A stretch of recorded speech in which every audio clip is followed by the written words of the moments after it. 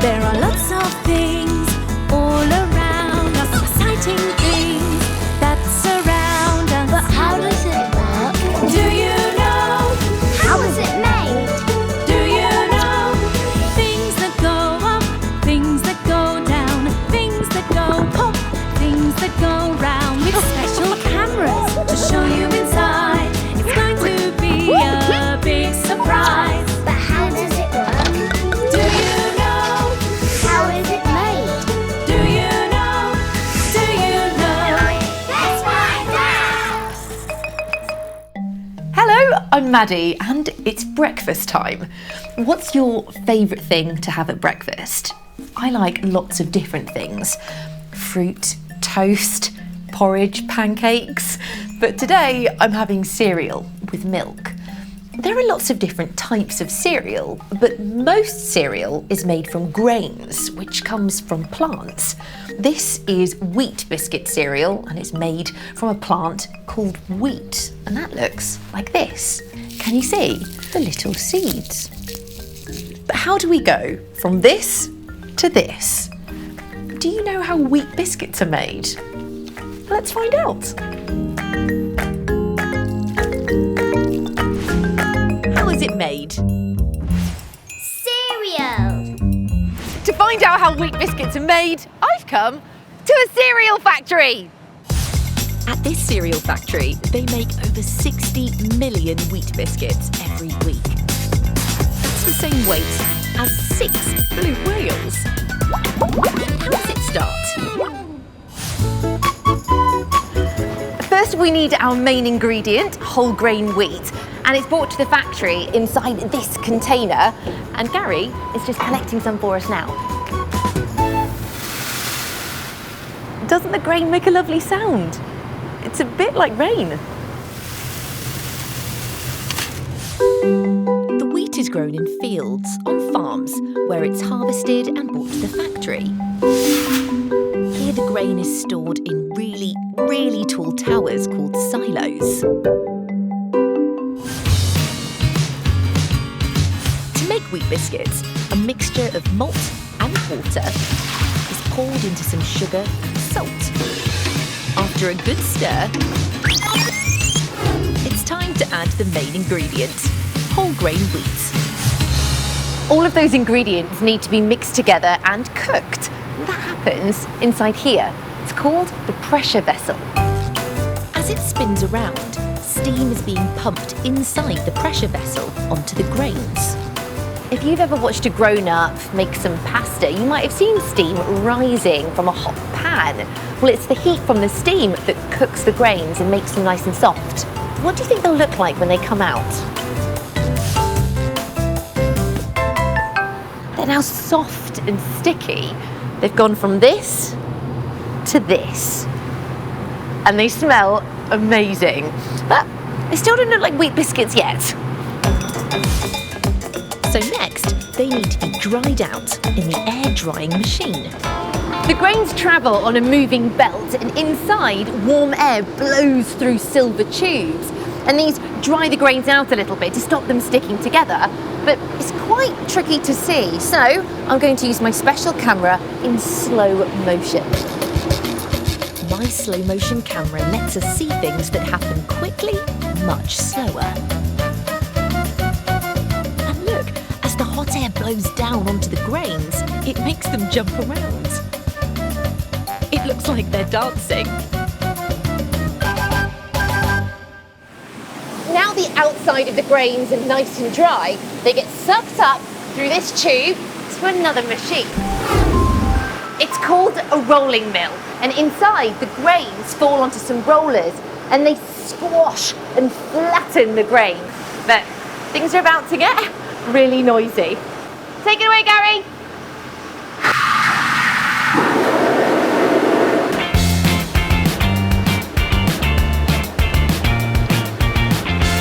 Can you see the pressed grains coming out the other side?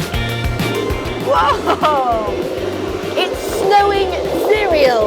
I can't believe how different it looks. All those grains have been flattened and squashed and turned into flakes. They're still a little bit wet because look, I can squish them into a shape.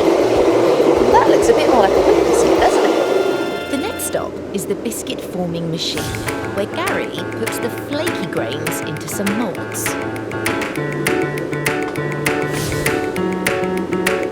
Now it's my turn. So first we put the funnel in the mould, and then we take our flakes and just drop them inside, flatten them out a little bit, and there we go. This machine then squishes the flakes together into a biscuit shape. These look great, don't they? But they're still a little bit soft, watch. And we don't want that. We want our wheat biscuits to be nice and crunchy. So they've got to go through an oven.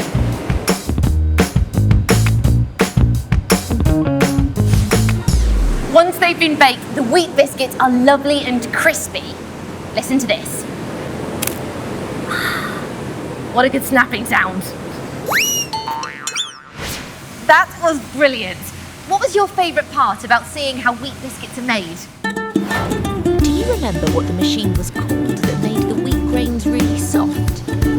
That's right, it's called the pressure vessel. Did you hear the noise the grain made as it dropped into the bucket?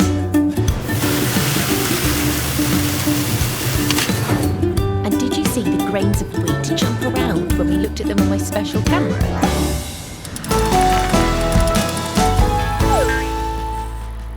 So the next time you eat some wheat biscuits, you'll know how they're made. But wheat's not the only thing we grow in fields. We grow lots of fruits and vegetables too. What do you think grows in this field? It's potatoes, which grow in the soil in the ground. Do you like potatoes? You might have had jacket potatoes with butter, mashed potatoes, or maybe even potato chips. Here, they grow thousands of potatoes every single year, and to pull them out of the ground, they need a very special machine. It's called a potato harvester, and it's attached to the back of a tractor, and it pulls up loads of potatoes all in one go. But how does it work? Let's find out. How does it work? Potato harvester. In this field, thousands of potatoes have been growing for around 6 months. And today, finally, they're big enough to be harvested.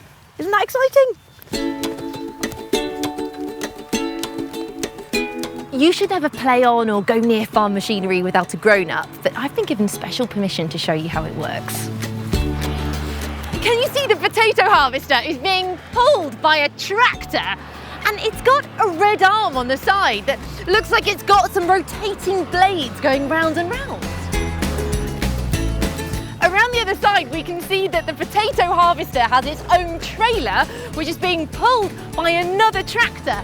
And this is where all the potatoes are collected. And there are all the potatoes. But to find out how the potato harvester pulls a whole field of potatoes so quickly, I think we should take a closer look. When the potato harvester travels along the field, the blades go round and round, digging into the ground, scooping up the potatoes into the machine.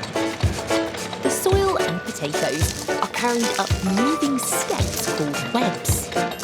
The webs have holes in them, and so any soil and tiny potatoes fall through the holes. Next, the potatoes go through 2 sets of rubber rollers that pull off any stems and hard lumps. The potato is dropped onto the picking off table where they are checked to see if they're good to eat. The good potatoes go up an elevator, and the fall breaker at the end makes sure they get a soft landing so they don't get bruised.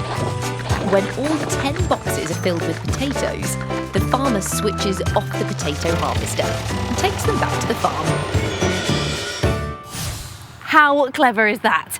Have you ever seen a tractor in real life? I've got special permission to ride in this one to show you how a potato harvester works, and I'm going to take my special camera in with me.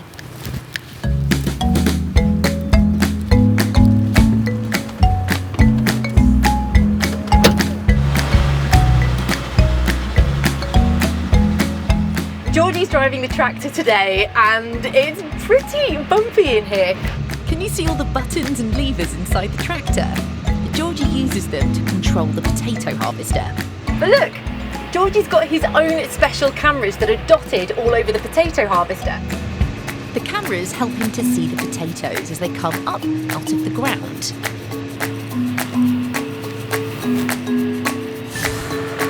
Let's go down and see the potatoes coming out.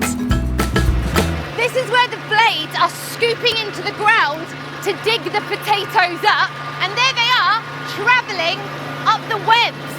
And the webs are shaking the soil loose, and there it is, falling back down to the ground. Next, the potatoes have their stems removed by the rubber rollers. But it's quite difficult to see, so I think we should use one of my special cameras. Which I attached before we started harvesting. Can you see the rubber rollers? They take off the potato roots and any hard lumps of soil that might still be stuck on the potato. But where are they going now? This is Vlad, and it's his job to make sure that there aren't any big chunks of soil or stones in between all the potatoes. You're very quick. Look at them all. There are hundreds of potatoes being picked up and sorted every minute. That's not a potato, it's a stone. We don't want that. Sometimes the potatoes get broken in the machinery, so they also go down the chute. But nothing goes to waste. Any potatoes like this will get fed to animals on the farm. Once they've been picked through by hand, the good potatoes go on to the elevator. The potatoes drop into these shelves and are taken from the harvester onto the trailer that travels alongside. I love the sound of the potatoes falling into this box. This is the fall breaker, and inside the net there are bands, and they make sure that the potatoes fall into these boxes gently so they don't get too battered or bruised. On the back of the trailer there are 10 crates, and each of them can carry about a ton of potatoes. That's the same weight as a baby elephant. Georgie is the leveller, and it's his job to make sure that none of the crates overflow with potatoes. But when they're just right at the top, he'll tell the driver, who will move the fall breaker to a new crate. Once all the crates on the trailer are full, the potatoes go to a warehouse where they're stored until they're ready to go to the shop. I love finding out how potato harvesters work. What was your favourite part? Do you remember the part that takes the potatoes to the trailer? That's right, it's the elevator. Did you hear the sound of the potatoes dropping into the boxes? And did you see the rubber rollers cleaning the potatoes when we looked at them on my special camera?